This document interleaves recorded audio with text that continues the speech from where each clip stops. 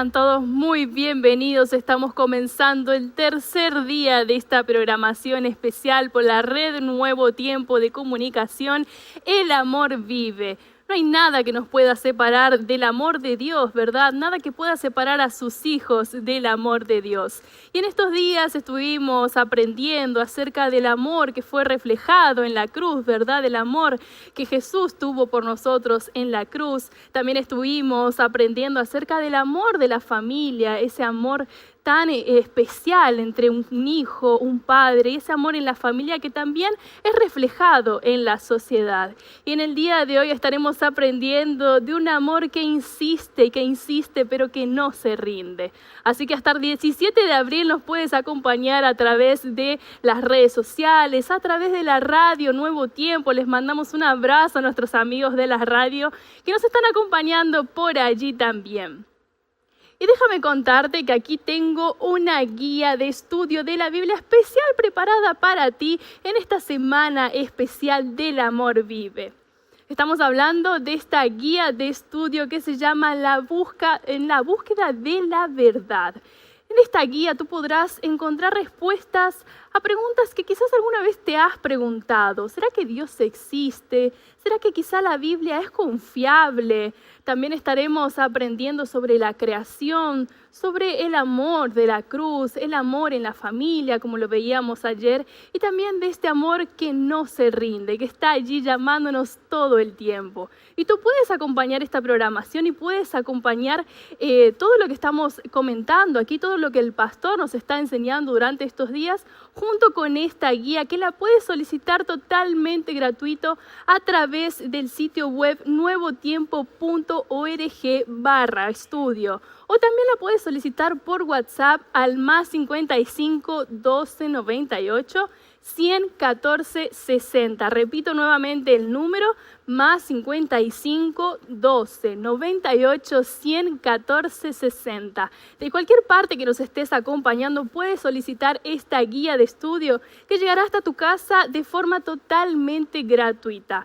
No pierdas esta oportunidad de acompañar esta programación y aprender en profundidad más acerca de este amor que vive, y estamos viendo eso en estos días. Le mandamos un abrazo nuevamente a nuestros amigos de Radio Nuevo Tiempo que nos están acompañando desde allí y también a aquellos que nos están acompañando a través de las redes sociales, a través de Facebook, a través de YouTube. Un abrazo enorme y es nuestro anhelo que ustedes también puedan aprender acerca de este amor que no se rinde. Y es por eso que hoy le damos la bienvenida nuevamente al pastor Joel Flores. Joel, puedes acercarte por aquí, le damos la bienvenida. ¿De qué estaremos hablando? De este amor que no se rinde. Hola Melanie, saludo para todos nuestros amigos. Este es nuestro tercer encuentro, un amor que no se rinde. Es que no se trata de un amor humano, ¿no? El amor humano siempre hiere, lastima y se rinde rápido. Más el amor divino es un amor que no se rinde, es un amor que insiste, persiste hasta que al final consigue conquistar el corazón humano. Hoy vamos a hablar sobre un tema muy importante que tiene que ver con la manera como Dios nos busca y desciende hasta lo más profundo de nuestra vida para restaurarnos. Así es, pastor. Vamos a hablar entonces. Bueno, vamos a nuestro espacio entonces aquí de todos los días. Ya vamos a empezar a hablar entonces de este tema, de este amor que no se rinde, así como lo decía. Y pastor, es posible que muchas personas que quizás nos están mirando del otro lado se estén sintiendo impactadas, ¿verdad? Por la fuerza de este amor que estamos viendo en estos días. Y quizás hay alguna pregunta que comienza a surgir. Pastor, ¿qué puedo hacer con este deseo quizás de compartir, de mostrarles a otros lo que es este amor? ¿Qué significa? ¿Será que Dios puede ayudarme o capacitarme para que yo pueda reflejar a otros sobre este amor? Quizá hubo alguna experiencia en su vida que nos pueda contar acerca de esto. Sí, Melanie. Uno de los errores que puede cometer el cristianismo es hablar de algo que no experimentó. Jesús nos dejó como misión de poder hablar sobre su amor. Pero ¿qué amor? Aquel que primero conquistó nuestro corazón. Así es. Entonces, repasar nuestra historia nos ayuda a recordar hasta dónde Dios nos buscó, descendió y nos ayudó. Y eso es lo que puede hacer con todas las personas. Te cuento de manera breve. Te conté en el primer día que crecí, digamos, solo. Sin embargo, Dios preparó personas especiales en mi vida y hasta animales especiales en mi vida. Y te voy a contar así. Voy a comenzar por las personas especiales. Cuando tuve 8 o 9 años, llegó al lugar donde yo estaba, fuera de la ciudad, un pastor que inspiró mucho mi vida, junto a su esposa. Pastor Segundo Azu Salazar, junto a su esposa Ana Ramos. Ella me incentivó desde el primer momento a poder predicar. Llegaron los 9 años, a los 9 años comencé mi primer sermón, a los 12 años comencé a hacer campañas de evangelismo. ¿Y sabes qué es lo curioso? Que a partir de allí nunca paré. 12, 13, 14, 15, antes de la universidad yo hacía siempre conferencias de 10, 12, 15 días. Todas mis vacaciones, yo no tuve vacaciones, mis vacaciones tenían una agenda para poder ir en diferentes lugares. La expectativa del lugar no era que venía un predicador, sino me gané un título del niño predicador. Las personas se reunían no para escuchar la palabra, ellas se reunían para poder escuchar a un niño en sí. Ay, un niño hablar. Exactamente. Y esa es la primera corbata que recibí de regalo, inclusive del pastor Segundo Azu. ¿Cuántos años tenía ahí? Yo tenía 9 años. 9 años. Bien chiquito. Y bien pequeño. Y bueno, no he crecido mucho, pero ahí estaba más todavía. Resulta que cuando terminé ya el estudio secundario, Dios colocó otro hombre especial en mi vida, el pastor Virgilio Casildo, que me ayudó antes de poder entrar a la universidad. Me enseñó sobre todo el trabajo, la labor en la iglesia y cómo yo puedo mostrar a otros cómo predicar, cómo administrar, cómo llegar a la gente. Pero también te dije que preparó animales especiales. Eso es lo que quería saber. Cuando yo tenía 8 años, yo tenía un perrito que lo adopté como mi hermano. Se llamaba Bobby Flores Vidarte. Ah, apellido y todo. Con todo apellido. Dios lo preparó ese para mí. Cuando yo salía para jugar a ser pastor, porque eso sí era mi juego, ¿no? Me ponía la corbata, ponía una camisa y yo imaginaba que estaba delante de tanta multitud. Yo era muy tímido delante de la gente, pero delante de mi perro no. Entonces, ¿qué hacía? Yo abría la Biblia y en mi juego de niño yo explicaba a mi perro. Si mi perro levantaba la oreja, estaba interesante. Agachaba la oreja, yo tenía que esforzarme un poquito mejor para hablar las cosas diferentes. Yo imaginaba siempre. Dios lo preparó ese animal para mí, porque me escuchaba todo lo que yo hablaba. Yo lo sentía que era así, y fue preparado por Dios. Entre esos juegos, tú no vas a creer, Melanie, que un día fuimos a un canal y yo le dije a mi perro, mira Bobby, tú ya sabes todo lo que yo te he explicado, así que ahora te voy a bautizar. Y bauticé a mi perro. ¿Bautizaste a Bobby? Bauticé a Bobby. Yo no creo en la salvación de animales, pero fue una experiencia marcante en mi vida. Porque a partir de allí yo decidí una cosa, pasar a las personas la experiencia que yo vivo con Cristo. Y de eso se trata. El amor que no desiste primero es hasta dónde Dios te lleva, te alcanza, de dónde Dios te saca. Mi vida tiene episodios, historias, donde yo ahora veo y digo, es increíble que Dios me haya buscado de allá, sacado de allá, traído hasta aquí. Y cuando yo eso explico a las personas, les digo, mira, mientras más temprano tú te entregas a Cristo, más cosas Dios puede hacer en tu vida. Ese es el amor que sigue, que siempre insiste y nunca desiste. Un amor que cambia para siempre la vida. Así es, pastor. Y como tú lo decías, ¿verdad? Todos tenemos las experiencias, todos tenemos quizás que salir de algún lugar, ¿verdad? Y ese es el momento. Hoy tenemos un momento para que usted pueda contarnos, ¿verdad? Un poco más acerca de este amor. Y vamos a ver, ¿verdad?, cuál es el mensaje que Dios tiene para nosotros. Gracias, Melanie. Gracias una vez más a ti por estar allí sintonizando el programa. Qué bueno que puedas estar allí detrás de esta fría pantalla. Pero gracias a Dios porque la tecnología hoy nos permite, a través de los medios de comunicación, de las redes sociales, del internet, poder acortar cientos de kilómetros, poder llegar hasta tu casa, hasta tu cuarto. Hay muchos que están en hospitales, algunos están en la cárcel, otros están pasando por momentos críticos. Y aquí cruzamos todas las fronteras y hay un interés que nos une. Y el interés que durante toda esta serie estamos conociendo más de cerca a Jesús y acercándonos a la cruz. Hoy quiero hablarte acerca de un Dios que no desiste, de un Dios que insiste a pesar de tu resistencia. Y sabes, yo quiero decirte que Él hará todo lo posible para salvarte. Si un día tú te pierdes, es porque tantas oportunidades desperdiciaste. Yo considero que el amor de Cristo tiene 3 Is. Es incomparable, no hay manera de comparar con nada. Es inmedible, es inefable, o sea, es inexplicable. Ese es el amor que Dios tiene para ti. Tú eres el amor eterno de Dios. No mendigues amor. No sufras por decepción porque alguien te dijo que tú no tenías un valor elevado. Nadie vale menos que la sangre de Cristo. Y tú eres el amor eterno de Dios. Cuando yo era niño, yo leía la historia de la crucifixión de Cristo. Específicamente el papel que cada discípulo y todos aquellos que entraban en escena estuvieron allí presentes. Y yo decía así, oh, qué horror. ¿Cómo pudo haber existido un discípulo traicionero? ¿Cómo pudo haber existido amigos que abandonan? ¿Cómo pudieron haber existido personas crueles, insensibles? Y para mí, en mi mente, es que ellos merecían morir, porque ellos eran lo peor. Sin embargo, cuando yo fui creciendo, entendí que esos personajes apenas representaban mis actitudes. Simplemente porque yo continúo haciendo lo mismo. ¿Cuántas veces yo me puse en lugar de Pedro porque negué como Pedro? ¿Cuántas veces como Judas traicioné y vendí a mi maestro por miserables momentos donde uno cambia lo eterno por lo pasajero?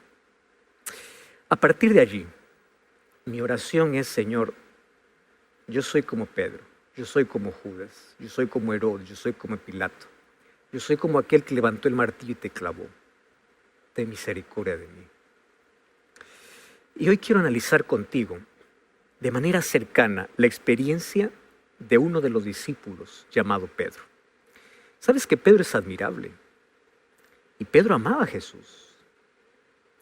Pedro tuvo que sacrificar la familia y a veces tener de ver de qué manera va a sustentar la familia, porque recuerda que él...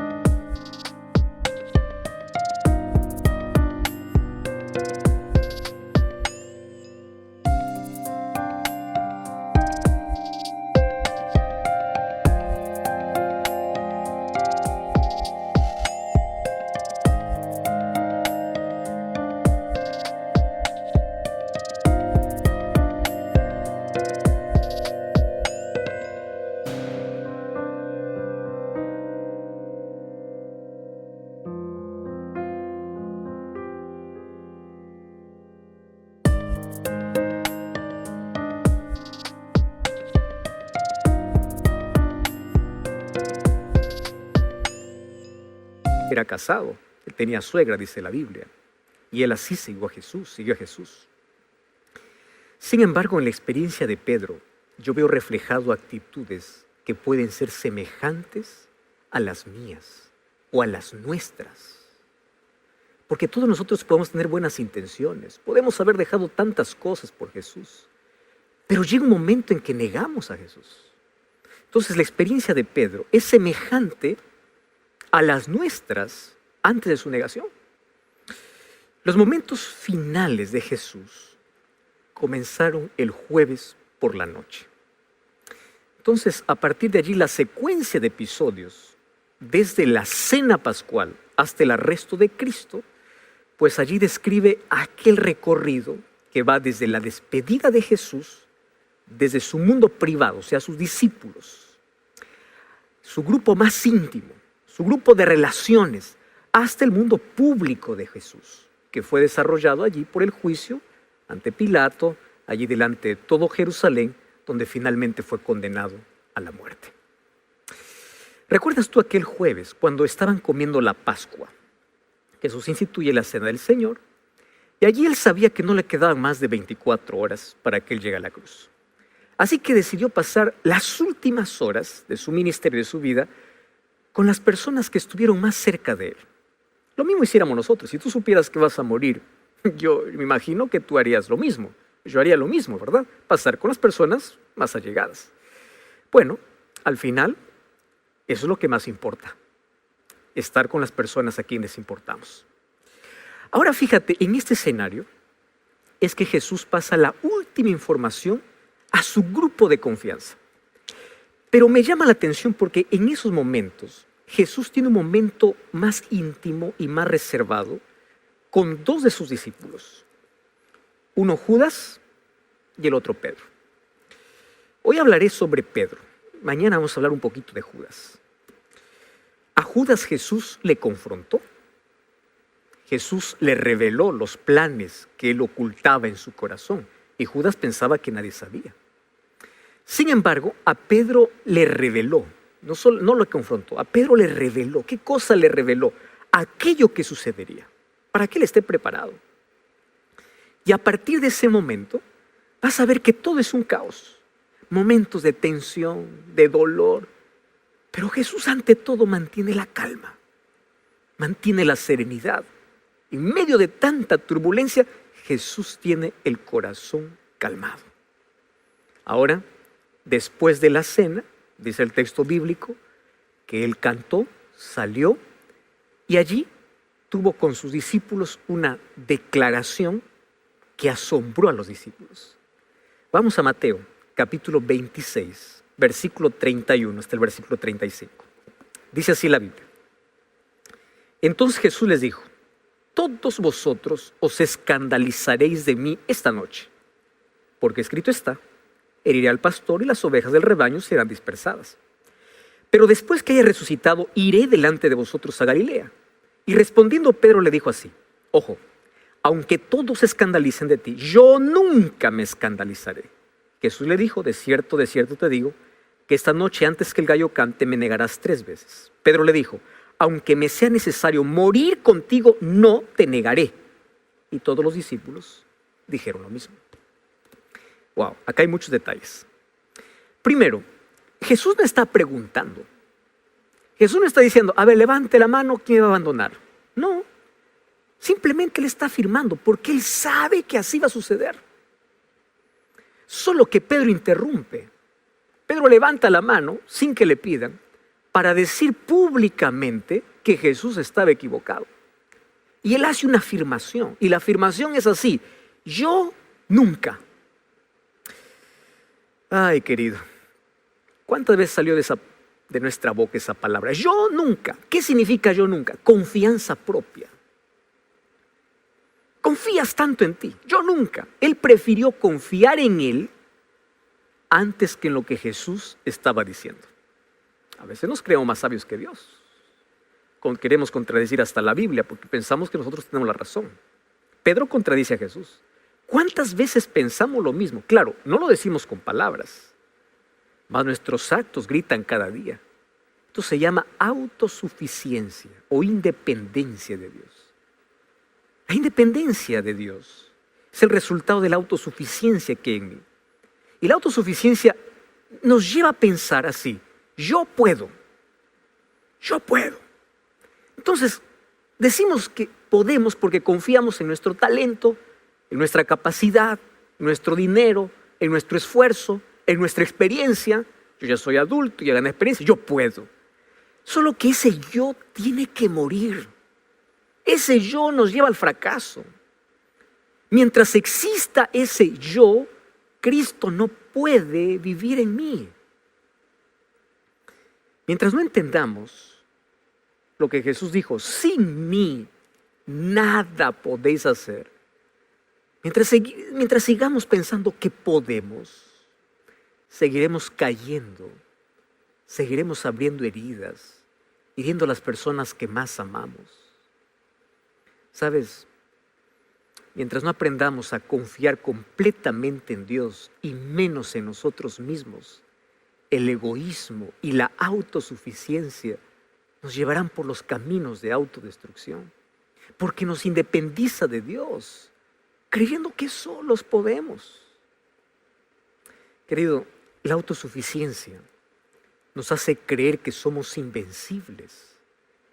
Esta fue la primera promesa del diablo allá Adán y Eva en el jardín del Edén. Ustedes serán como dioses. El diablo te dice: tú eres como Dios, tú no necesitas de Dios. Tú puedes vivir independiente de Dios. Por eso Salomón decía: antes de la caída siempre viene la soberbia. Por eso mucho cuidado. Y Jesús le responde: mira, Pedro, antes que el gallo cante, tú me habrás negado 3 veces. Luego de esa conversa, Jesús se dirige al Getsemaní. Y él sabe que las horas más oscuras que están por venir no es porque llegó la noche, sino porque llegó la hora de ofrecerse en favor de la humanidad. Y quiero que tú me acompañes. Vamos hasta Jerusalén. Jesús camina de manera tranquila mientras la luna llena iluminaba el camino. Era primavera, el camino estaba lleno de flores y de fragancia. Y Jesús separa a 3 de sus discípulos y los lleva a un lugar más íntimo, porque quiere que le acompañen a orar. De los 12, elige 3. Y aquí, ¿qué ejemplo me da Jesús? ¿Cuál es el ejemplo? En medio de la angustia, Jesús mantenía la calma. ¿Estás entendiendo? En medio de la angustia, Jesús mantenía la calma porque la oración le fortalecía. Entonces, ¿te sientes angustiado? ¿Sientes que no puedes más? Hay un lugar donde tus cargas pueden cambiar de hombro. Un lugar donde puedes dejar tus cargas más pesadas y encontrar paz a los pies de Jesús a través de la oración. Jesús me enseña que la oración no es manipular la voluntad de Dios. Cuando Jesús oró a su Padre, Él le dice: Padre, si es posible, quita de mí este cáliz, o sea, quita de mí la cruz de mi camino. Pero a través de la oración Él entendió que eso no es posible. ¿Por qué? Porque no hubo respuesta del Padre. Y Él no se desesperó, no dijo: Dios me abandonó porque no me respondió. No. Eso indicaba que el plan tenía que continuar, incluyendo la cruz en el camino. Sin embargo, mediante la oración, encontró paz para el corazón. Eso es lo que hace la oración. Quiero que sepas algo. A veces cuando oras solo encontrarás el silencio de Dios. No tendrás respuestas. Pero nadie que va a los pies de Cristo regresa sin paz. Siempre tendrás paz. A veces Dios no quitará la cruz de tu camino. A veces Dios no quitará la montaña de dificultades, mas te dará fuerza para escalarla. A veces no quitará el cáncer que tienes, pero llenará tu corazón de esperanza y de paz mediante sus promesas. Entonces Jesús allí hace un pedido a sus amigos y les dice: por favor, oren conmigo. Un pedido muy simple. Sin embargo, mientras Jesús oraba, ¿qué cosa dice el texto? Que Pedro y sus compañeros estaban durmiendo. El cansancio era demasiado. La agenda que tenían no incluía la oración probablemente, como lo hacemos muchos de nosotros. Las actividades del día nos agotan tanto que cuando llega el momento de orar, ya no tenemos más fuerzas. Mira Mateo capítulo 26, versículo 36 y 37. Dice así: Jesús llegó con ellos a un lugar que se llama Getsemaní. Dijo a sus discípulos: sentaos aquí entre tanto que yo voy y oro. Tomó a Pedro, a los hijos de Zebedeo, y comenzó a entristecerse y a angustiarse en gran manera. Me llama la atención que aquí el énfasis está: tomó a Pedro. Primer error de Pedro es la autosuficiencia, pero aquí viene el segundo error de Pedro. Y el segundo error tiene que ver con prioridades. Préstame atención aquí. La autosuficiencia nos lleva a una vida de independencia de Dios. ¿Qué te quiero decir con esto? Quien más ora es aquel que reconoce su incapacidad. Es aquel que cree que no puede solo. Es aquel que busca a Dios en oración. Aquel que cree que puede solo, ¿para qué va a orar? ¿Para qué va a orar? No tiene sentido. Y tú sabes que nuestras mayores heridas tienen que ver con la cantidad de decisiones incorrectas. Nuestras decisiones están cargadas de emociones y pocas oraciones. ¿Cómo sería nuestra vida si antes de comenzar nuestro día pasáramos más tiempo en oración? ¿Cómo sería nuestra vida si antes de cualquier decisión consultaríamos a Dios en oración? ¿Tú sabes por qué no oramos? Porque creemos que no necesitamos. No está en nuestras prioridades. Porque para aquello que queremos, escúchame bien, siempre habrá tiempo. Para aquello que no queremos, siempre habrá una excusa. ¿Estás entendiendo? Aquello que quieres, siempre hay tiempo. Aquello que no quieres, siempre una excusa. ¿Sabes que el diablo solo tiene una preocupación? Mantenernos tan ocupados que no tengamos tiempo para orar. Inclusive podemos estar ocupados haciendo cosas buenas, pero estamos desconectados de la fuente de poder. Nosotros tenemos que entender que sin la oración somos frágiles. Caemos rápido, cedemos ante la tentación. Tú sabes que sin oración fracasamos. Y fracasamos siempre porque vivimos desconectados de Dios. Jesús en la tierra no tuvo éxito porque Él era el Hijo de Dios o el Dios encarnado. Jesús tuvo éxito y el éxito de Cristo descansaba sobre sus rodillas, sobre su comunión con el Padre. Entonces el tiempo en oración determina el éxito o el fracaso de nuestra vida. Entonces, cuando nuestra oración es débil, somos débiles en todo. Cuando la oración se convierte en apenas un rezo sin sentido, perdemos nuestra defensa. Satanás se ríe de alguien que quiere enfrentar la vida sin estar aferrado a Dios, sin comunión con Dios. Él sabe que persona que deja de orar acaba negando a su Salvador, como Pedro. Hay un texto lindo que dice: las mayores victorias del cristiano no son los que se ganan mediante el talento y la educación. Son aquellos que se alcanzan en la cámara de audiencia con Dios, cuando con fe fervorosa te aferras del brazo todopoderoso de Dios, donde colocas tu insignificancia en la omnipotencia de Dios.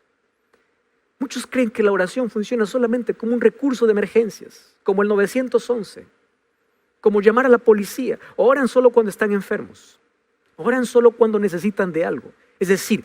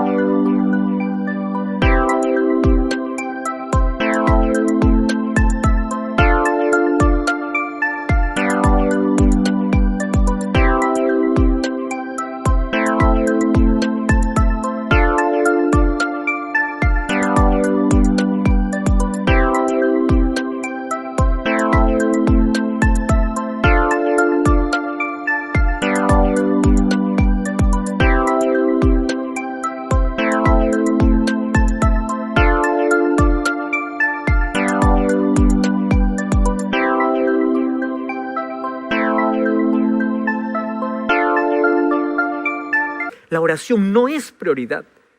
Solo creen que es la solución.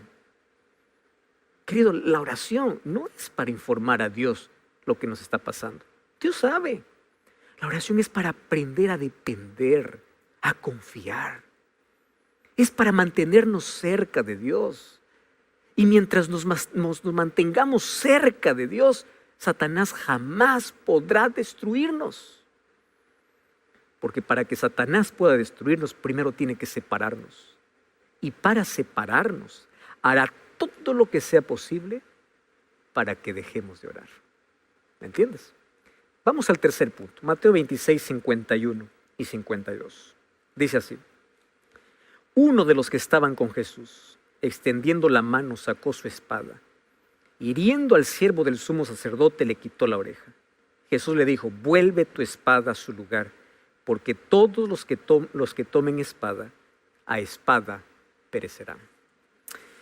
Mira, aquí aparece Pedro intentando matar al siervo del sumo sacerdote. Felizmente, que en lugar de cortar el cuello solamente consiguió cortar la oreja. ¿Qué cosa me enseña aquí esta lección? No a cortar orejas. Me enseña que a veces nosotros peleamos la batalla equivocada. Nuestra lucha no es contra otra persona, es contra un enemigo invisible, más real. Pedro estaba usando el arma equivocada, en el momento equivocado, con el propósito equivocado, con la motivación equivocada. Es que así son nuestras acciones apresuradas. Cuando son guiadas solo por impulso, cuando creemos que solo podemos y rompemos nuestra comunión con Dios mediante la oración, andamos hiriendo, sacando orejas a todo el mundo. ¿Sabes que Pedro pudo haber pagado un precio muy alto por eso? Gracias que Jesús estuvo allí. Y si Jesús no hubiese sanado a este hombre poniéndole la oreja, aquel viernes hubiesen existido 4 cruces. Los 2 ladrones, Jesús y la de Pedro, por agredir a un siervo de una autoridad. Pero el problema es que cuando nos desconectamos de Dios, comenzamos a mirar las cosas con una visión distorsionada de la vida. ¿Sabes qué cosa pensó Pedro? Pedro creyó que estaba ayudando a Jesús, lastimando a un siervo. ¿Cuántas personas hoy creen que están ayudando a Jesús lastimando a su prójimo? Porque tienen una visión distorsionada de todo. Vamos por la vida quitando orejas, lastimando personas, creyendo que así estamos agradando a Dios. Cuando nuestra pelea no es contra el prójimo, nuestra pelea es contra el enemigo. Nuestra arma es espiritual. Por eso es que es en oración, en estudio de la Biblia, la fe, la salvación. Esa es la armadura que debemos tomar. Nuestra lucha tiene que ver con ser guiados por convicciones o por emociones. ¿Sabes? Nuestra lucha tiene que ver con sostenernos del brazo poderoso de Cristo para saber qué batalla pelear, para tener una visión clara de la vida, para no gastar energía en un momento inadecuado. Finalmente, ¿dónde termina Pedro? En el lugar equivocado, adoptando una conducta equivocada. ¿Sabes que negar a Jesús no fue el comienzo? Fue el fin de un conjunto de acciones equivocadas. ¿Sabes que Pedro, antes de entrar al círculo equivocado, es interesante lo que dice allí Lucas capítulo 26, versículo 58, que Pedro comenzó a seguir a Jesús de lejos. O sea, ya no estaba más cerca de Jesús. Es que quien se separa de Jesús siempre va a terminar al lado de aquellos que le van a provocar negar a Jesús. Dime con quién andas, te diré quién eres, dice el refrán popular. Mas a esto nosotros podemos añadir lo siguiente. Dime a qué distancia estás de Jesús y te diré qué terminarás haciendo. Por eso David escribió en Salmos capítulo 1, versículo 1, bienaventurado el varón que no anduvo en consejo de malos. Recuerda ese texto. Aquel que no estuvo en camino de pecadores, ni en silla de escarnecedores asentado. Feliz es aquel que no se junta con los burladores. ¿Qué significa eso de no juntarse con los pecadores?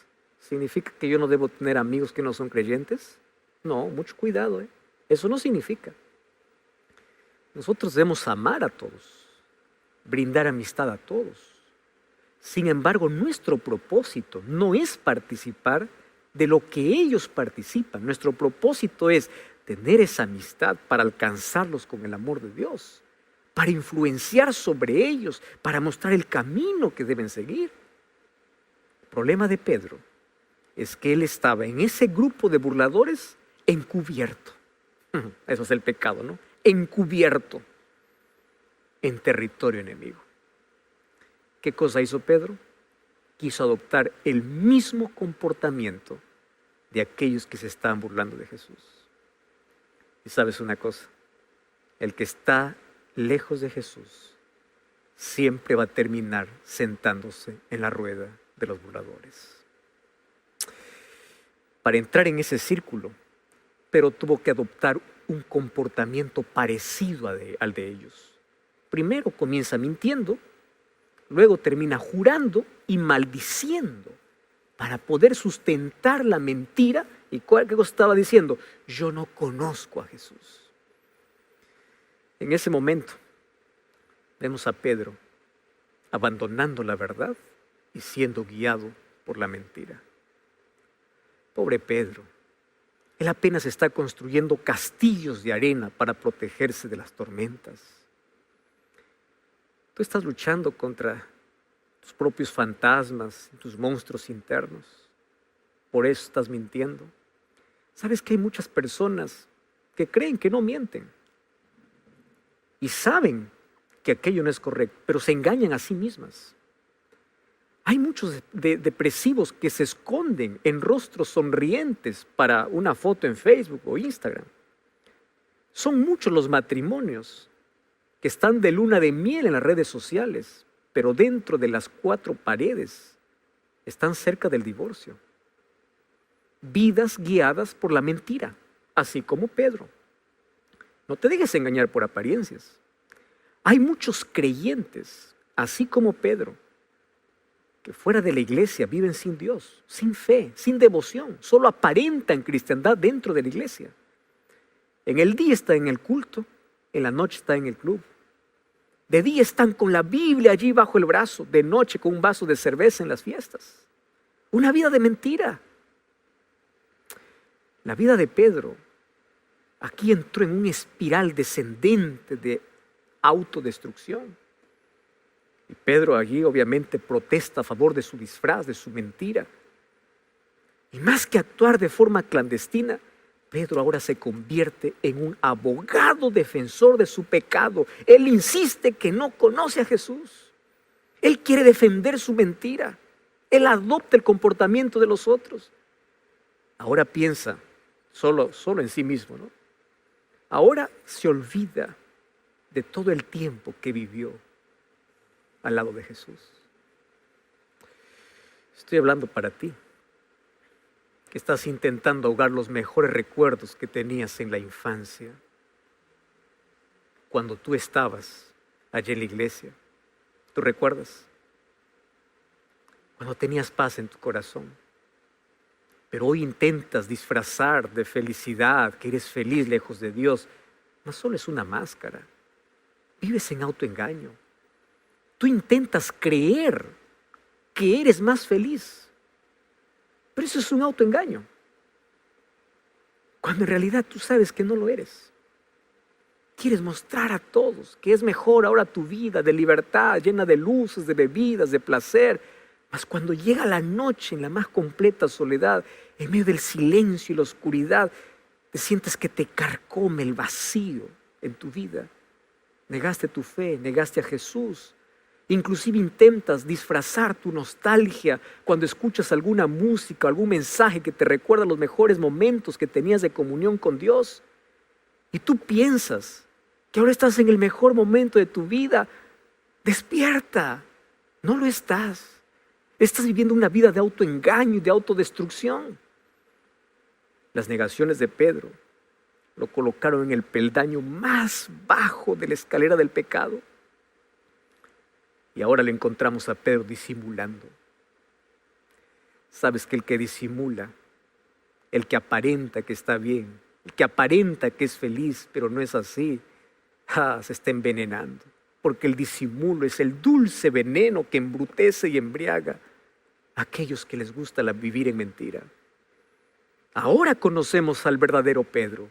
No era aquel valiente que decía yo iré contigo hasta el final. Era un cobarde. Fingía valentía solo para impresionar, mas en el fondo moría de miedo. ¿Cuánto de tu vida es como la de Pedro? Mas Pedro, en medio de todas sus mentiras, dijo algo real y es: no conozco a Jesús. En realidad, él aún no conocía bien a Jesús. Lo había seguido, lo había escuchado sus sermones, estuvo caminando con él, vio sus milagros, estuvo más de 3 años. Más aún no conocía a Jesús como Jesús le conocía a él. Mas Cristo nos conoce y nos ama. Y nos ama conociéndonos profundamente quiénes somos. Yo te pregunto,